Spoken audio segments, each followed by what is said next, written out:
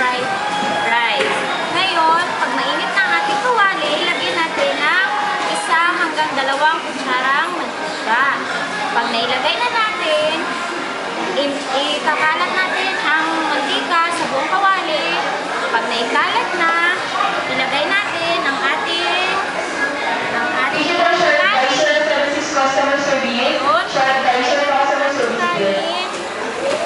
i-mix natin ito. Para tayo pa rin tayong nagsasangag. Kaya na,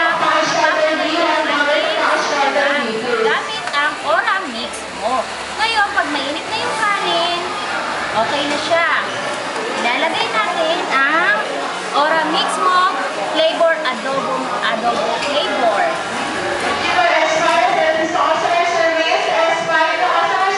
Ngayon, pag nailagay na natin ang ating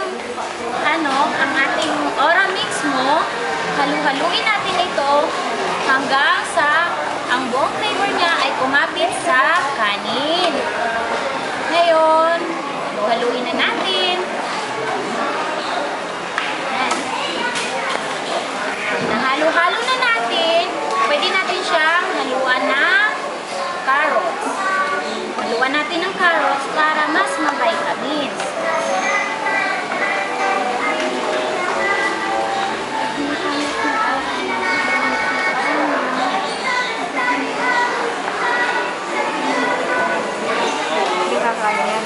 Okay, pag naikalat na natin ang ating Oramix mo sa kanin na sinasarap natin, pwede na natin siya i-serve.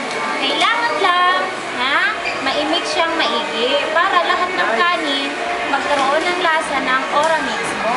Ngayon, natapos na natin itong ikalat sa buong kanin. Ngayon, isi-serve na natin para matikman natin.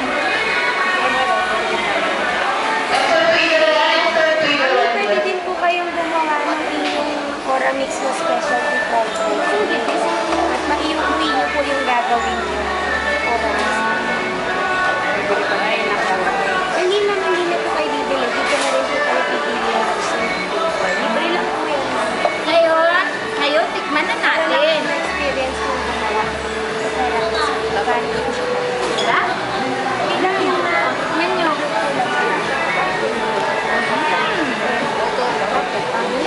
Bali 7 Ano?